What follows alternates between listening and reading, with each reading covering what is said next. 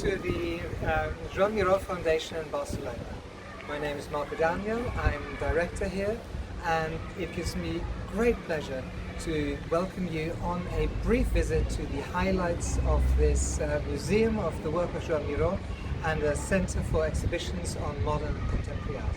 Come with me.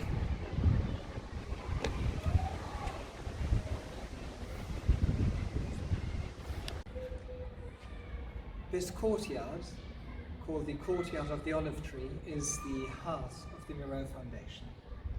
It's the first space that Miró designed together with the architect Josep Lluís when they wanted to design a building that was both an example of rationalist modern architecture and also a perfect space for Miró's art. Miró was absolutely clear in his own mind that he did not want his art to be seen in the context of a restored historic building, but that he was looking for this relationship between cutting-edge art and cutting-edge architecture. At the same time, he wanted to emphasize the Mediterranean origins of his art and the Mediterranean nature of what he was doing. So this courtyard with an olive tree is a perfect example of that. The building as a whole is built around this courtyard and around a series of other courtyards, open with its glass walls to the natural environment that surrounds it, and also offering these incredible views over the city of Barcelona. But let's go into the collection. Please follow me. The first work that I'd like to talk about is this one here. It's a self-portrait by Joan Miró. It's quite interesting because it is a double-dated work. Miró started a self-portrait in 1937 during the Spanish Civil War, and this work went to America, entered eventually the collection of the Museum of Modern Art in New York, and 23 years later, in 1960, he wanted to recover this work and a series of other works that he had started in the Spanish Civil War and then abandoned due to the vicissitudes of times and circumstances. So what he did is he asked an architect friend of his in America to get an architectural draftsman to make a copy of the drawing, of the work that was at that point in MoMA, and he then painted on top of that pencil drawing, and thereby worked, as it were, through two likenesses. One that was a very surrealist, highly detailed portrait. You can see here the two eyes with the stars in the middle of the eyes, eyelashes, the nose, a tooth that is visible through the cheeks. Really extraordinary detail in this original drawing. And then on top of it, a really forceful black outline drawing that emphasizes the essential elements, the things that were most important to Miró at that point and really throughout his life, which is obviously the eyes and the face in a really simple reduction with a few colored spots. For people who know Miró a little bit better, there's a sort of a little detail here, the three little hairs. For Miró, that was a very common shorthand to identify a head. Just three strands of hair that stand in for all the rest of the body, or the rest of the head and the rest of the face. A little detail that really left him, Miró the artist, as a person who was identified and defined above all by the power of vision, the importance of eyes, the importance of sight.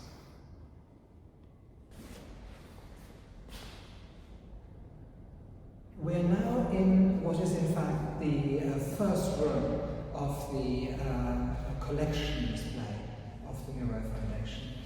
The collection display here is thematic, and the theme of this first room is land. Land, because it was a subject that was incredibly important to Miró throughout his life. It was one of the key drivers of his art, but also of his understanding of his relationship with place, his relationship with other people, and so on. So what we can see here are really two very interesting early works. The portrait of a young girl, where we already see in this work from 1919 how the eyes were of such great importance for Miró. We can see in this work also how Miró was at that point looking particularly at works of Romanesque art that had been shown and discovered in the Romanesque churches of Catalonia, and that at the beginning of the 20th century had been brought to the National Museum of Art in Barcelona. For Miró, these references to this early, really powerful religious art were quite important. And of course he used that language in an entirely secular subject. A young girl, the daughter of the housekeeper of the farmhouse in Montreuil. Really beautifully detailed work that for him was also inspired by his experience of Persian miniatures, of Persian painting, which had been shown at an exhibition in Barcelona at around this time. We see this perhaps even more clearly in this painting of the village of Montreuil, with the church in the foreground. And we can see here this depiction of the agricultural lands just on the outskirts of town being worked by a farmer, and the highly detailed way in which elements of this cultivated land are depicted in contrast to the more wild vegetation between the fields and the medieval city, but then also, of course, the details of the architecture, of the Romanesque architecture of the church, of the old buildings in the town, how he pays attention to the different textures and structures and tonalities, all in these quite warm and rich, sunlit tones of the landscape around Montreuil. For Miró, this was hugely important. He really came into his own when he was in that particular landscape. His parents had bought a house in Montreuil when he was still young. He went there to recover from tuberculosis when he took ill as a young man, and that was then also the place where he really started to become an artist, and he came back to that landscape every summer over the next 20 years or so, and then again later in life. He would always come back to this particular landscape in order to explore in different ways his connection with the earth, with the land, with the people who are working there. We can see this fascination and interest in landscape and nature also really clearly in this painting here. It's called The Bottle of Wine. The bottle of wine has in its dimple a volcano. This is for Miró quite a typical way of depicting that surrealist worldview, you know, where one element will always have multiple meanings. So the bottle of wine is or becomes a volcano. We have the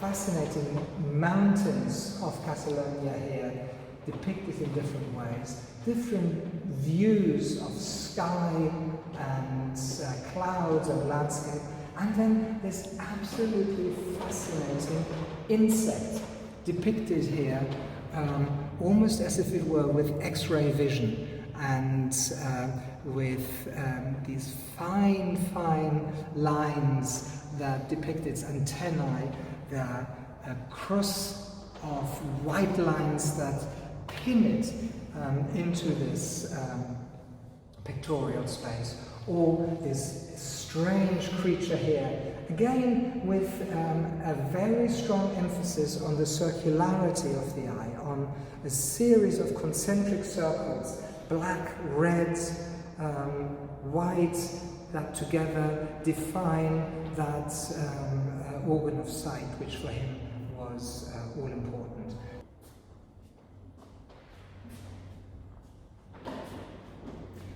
For Miró, depicting landscape was not only done through the sense of vision. It was not simply a question of depicting a likeness of landscape. No matter how realist, how influenced by different forms of art, or indeed how much it was based on surrealist imagination. Later in his life, in fact in 1968, he painted this extraordinary painting on a large square canvas called Woman Encircled by a Flight of Birds in the Night. This work references the landscape of the farmers and peasants of Courtyard through a completely different sense, the sense of touch. The canvas that Miró painted on was one that was used by farmers for the annual harvest. So the stains we see on it are in fact the products of the different activities of harvesting, the impressions of grapes and olives and all the other things that over the years have passed across this cloth. People put them on the ground, shake an olive tree with sticks, the olives fall onto the ground, and then they bundle it onto a cart. Miró knew this. He was intimately acquainted with these natural processes, with the agricultural life cycles, and asked a group of peasants for that cloth. Of course, they said to him, "It's old, it's dirty, it's full of holes. Let's give you a new one, it will be much better for you to paint on." And Miró insisted that, in fact, he wanted this one. He wanted to have these stains. He wanted to have the different holes in it.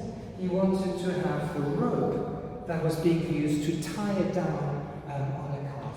He added to these natural elements the different patches of bright colour that are so characteristic of his work. And again, this very bold brushwork, which depicts, in this case specifically, this woman encircled by a flight of birds.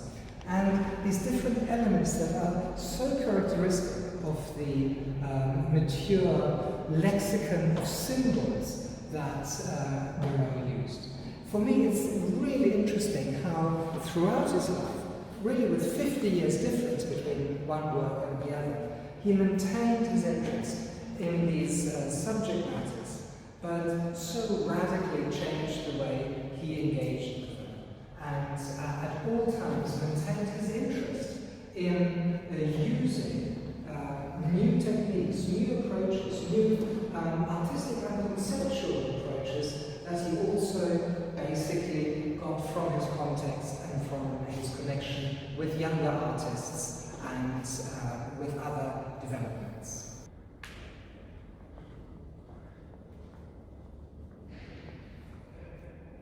Poetry painting. Poetry painting is the subject of this second gallery.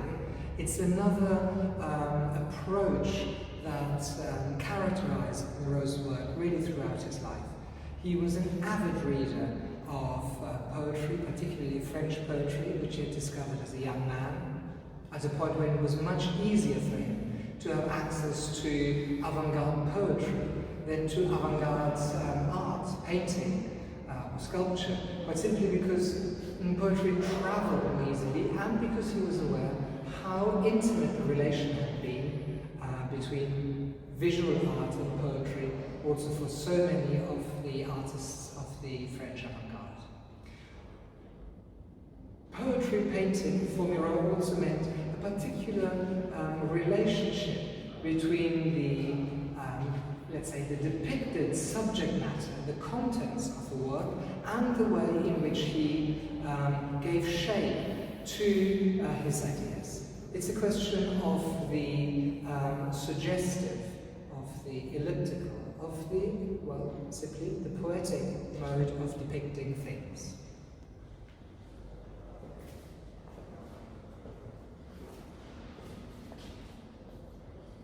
This work here from 1925 is a very typical example of the way in which Miró moved really very quickly from a detailed depiction of visual reality to one that was much more based on a surrealist conception, on a creative conception of the work. The work is simply called Paintings from 1925. And what we have here is one of the things that Miró began to develop at this period, which is the sense that there are objects floating on a blue ground. For him, blue as a color had a particular sense of dissociation, a sense of diffuse disconnectedness. And these geometric elements, a triangle, circle, a strange brush shape here, this the black, white and blue shape there, the floating yellow and orange-red shape, the cross made out of a thicker vertical black line, and the connecting line between the circle and the brush. All these shapes really are there kind of floating together in an imaginary, coherent space.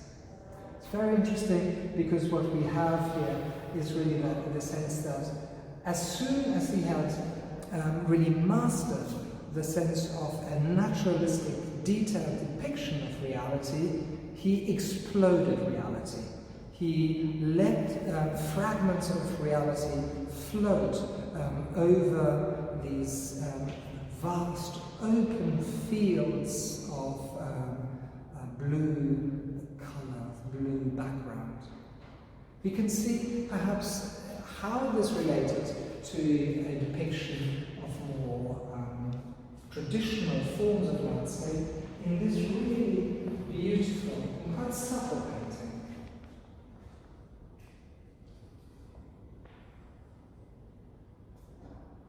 It's called Untitled. It's from a few years later than the painting that we looked at just before. But what we can see really clearly is that here we have a landscape, we have a tree that's being blown by the wind with a few objects, 4 cans or 4 other cylindrical shapes on the ground. And we have a very clear horizon line behind this tree. But at the same time, there is really no differentiation between the ground and the sky. If we are to read this in this particular way.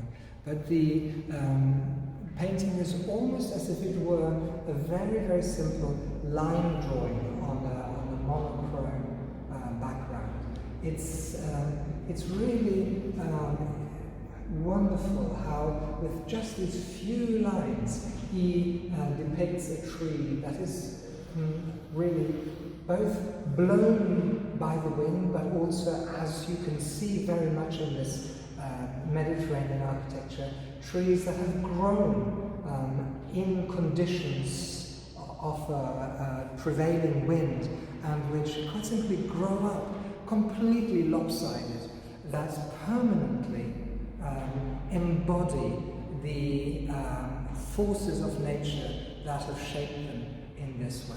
So I think between a quite naturalistic reading of this work and the poetic and suggestive power of what it depicts, we have this incredible range and leeway of Miro's work.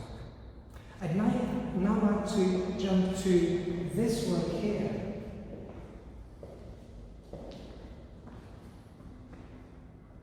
It's another one of those paintings with a blue background on which we have a few isolated floating shapes. It's called Painting the White Glove.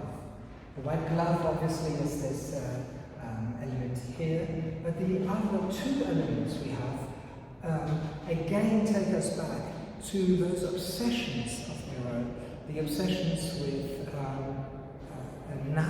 nature, with natural life, with insects, a strange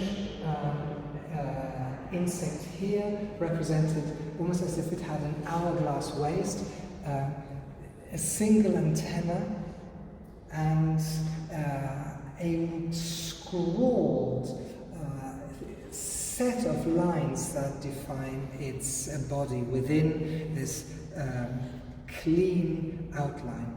All of this above this other element here, a butterfly. A butterfly, again depicted as a semi-transparent insect, seen with that precise X-ray vision that Miro had, and in this particular case also, of course, with that sense of an alienated scale. It's quite clear that this is way larger than life, and this for Miro was also really important. He spoke about the importance that the tiniest elements had, that you could see the whole universe reflected in the eye of an ant. Those details were incredibly important to him. But then also, and I think this is really something that applies to all the works of this series, we have the way in which, as a painting, it has both elements floating over an open ground, blue ground, and the stretcher marks. The stretcher marks behind the canvas that have come through as his brush touched against them and began to pick them out.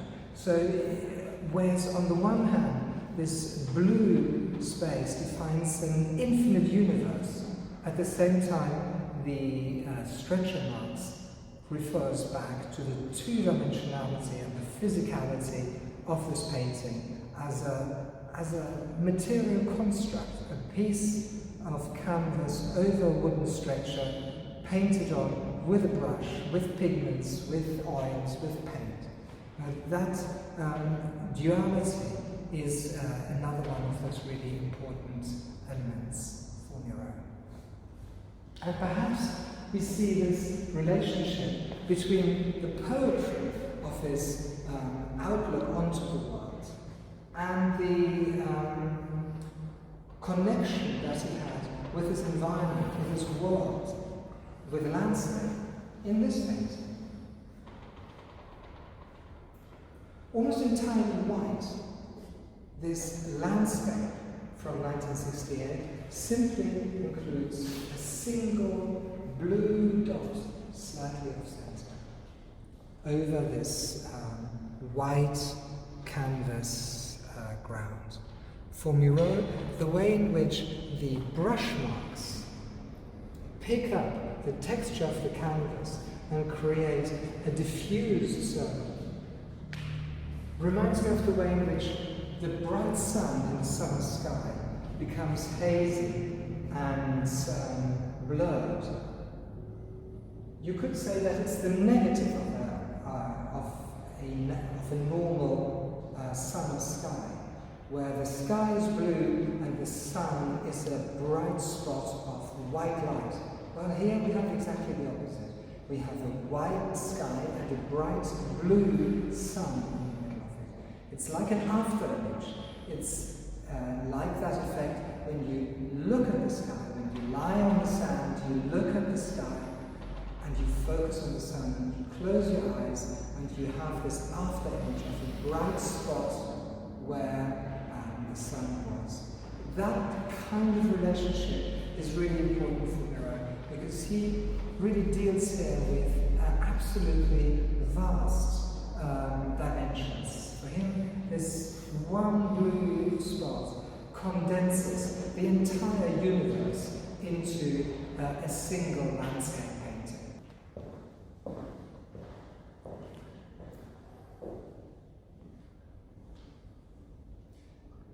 Painting on white background for The Cell of the Recluse, 1968, the year of the student uprising, the unrest in Paris of May 1968, a moment that deeply affected Miró and, in fact, Spanish society as a whole, which was at that point in the last years, really, of the Franco regime. The original title leaves room for doubt, creates a certain ambiguity between a recluse, a person who chooses to be on their own, and a person who is solitary, not through choice, but by confinement. And this is an important differentiation because for Miró, this was also, they included the range of options that he wanted to cover with these works. We can see really that this work is in a cell-like space. This is not an accident. The work was completed a year before Miró began thinking about this foundation, and as he worked on the plans for this building with the architect, he was absolutely clear that he wanted to create two chapel-like spaces, or two cell-like spaces for two of his great triptychs. The idea is that as if you were a monk in a cell or a prisoner in a cell, you are surrounded by the work of art when you come into this space. You could almost say that it's a precursor of these digital, immersive experiences created in a completely analog way. And for Miró, what was also hugely important was really here the simplicity of the conception and execution of the work. Each of these large white canvases has a single black line. What Miró did as he created these works, he wrote about the process in his diary and in letters, and he explained very clearly that the line is not a single continuous brushstroke, but a series of much shorter ones, where each fragment represents a single breath. The idea was that, inspired by his readings about Zen Buddhism, he would breathe in away from the canvas, approach the canvas with a loaded brush, breathe out, trace one fragment of line and step back, so that the line as a whole, though inspired by or referencing preparatory drawings that he had made, very careful preparatory drawings, was always really the product of coming towards and stepping back, looking at what he had already done and creating the next element. Really a dialogue between him and this large canvas, these three large canvases, each of which has a line that rises from the left towards the right, and where this line represents a journey across the canvas, which, as we've seen in other works before, is also a journey across the universe, a journey across an interior, an internal universe, but also also a relationship with the world as a whole. I'd now like to go to the next of these two chapels that we have here.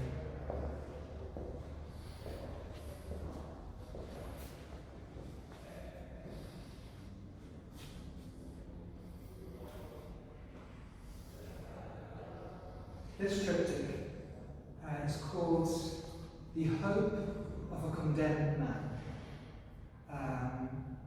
It's a painting, a series of paintings that depict, again, with very simple brush strokes with these black, incomplete circles, blotches of colours that are very roughly painted with a big loaded brush, and paint thrown against the canvas, literally from a bucket thrown against the canvas and dripping down, depicts a complete immersive universe as well. Miró was at this point of his life in the habit of dating his works very precisely by the date on which they are finished. This triptych is dated to the day on which Salvador Puig, a Spanish anarchist fighting against the Franco regime, was executed by the state. And he dedicated his work to this young idealist. We have to bear in mind that in 1974, when Miró painted this work, he was already 81 years old. He was himself not, let's say, at the beginning of his life, but really coming towards his end.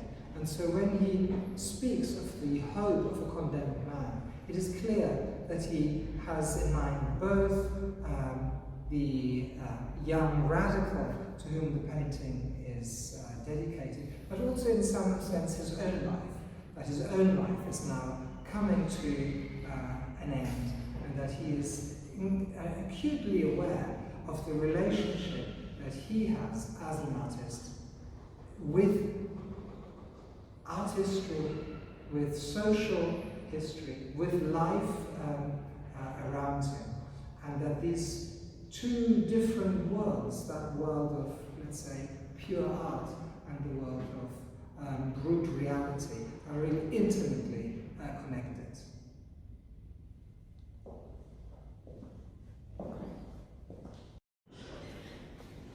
Anti-painting, or the assassination of painting, was one of the other themes that shaped Miró's outlook on life.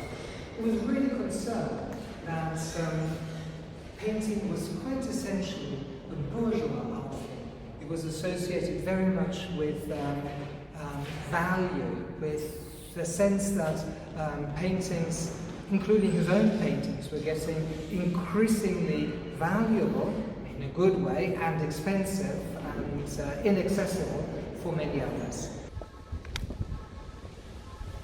When Miró designed this building together with Seth, he knew that looking at art is work, it's exhausting. So he decided that after the first 10 galleries, there should be a respite, there should be a terrace. And so they created this space here. It's a terrace with really beautiful views over the city of Barcelona.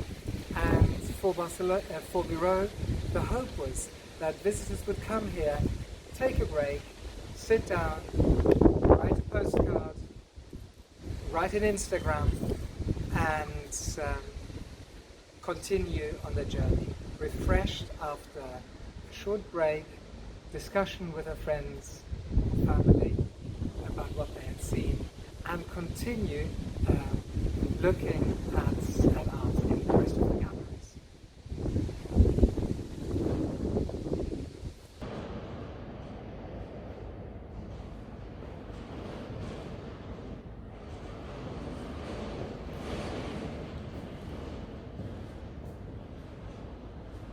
in the 1970s, when Miró was experimenting with different forms of art making.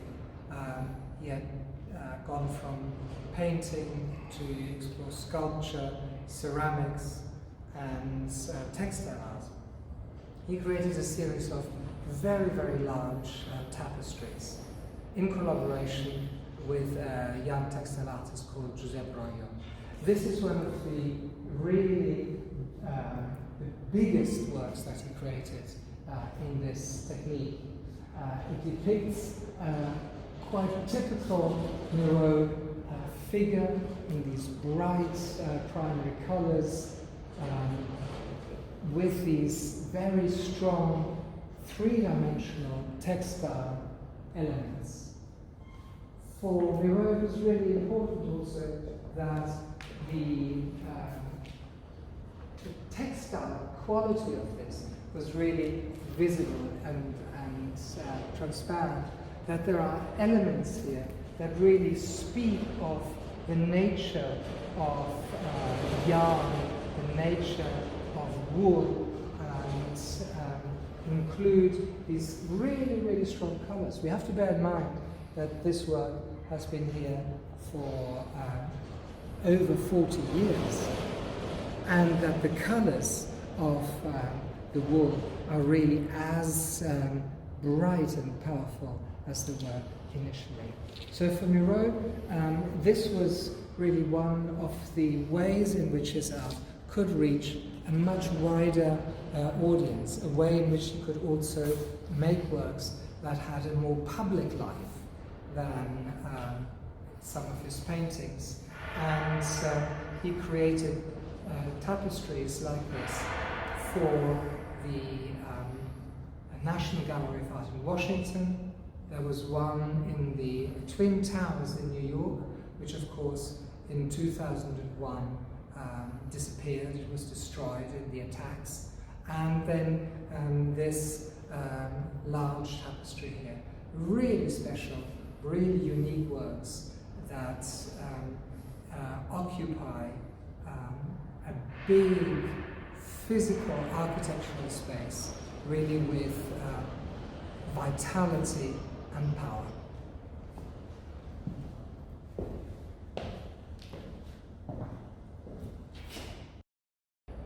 This gallery, the end of the ground floor visit to the Miró Foundation, is dedicated to art and the everyday. It's largely sculptures here, sculptures that for Miró meant at this particular point, above all, assemblages created out of different everyday objects, which he decontextualized and recombined to create different objects, figures, people, birds, animals, out of these natural and artificial components, and cast in bronze. So, this is it. Thank you very much for visiting the Miró Foundation with me. It's been really wonderful to be able to show you just a few highlights of the work we do here. I very much hope to see you all very soon in person here, and for now, thank you for staying with us, and all the best. Bye bye.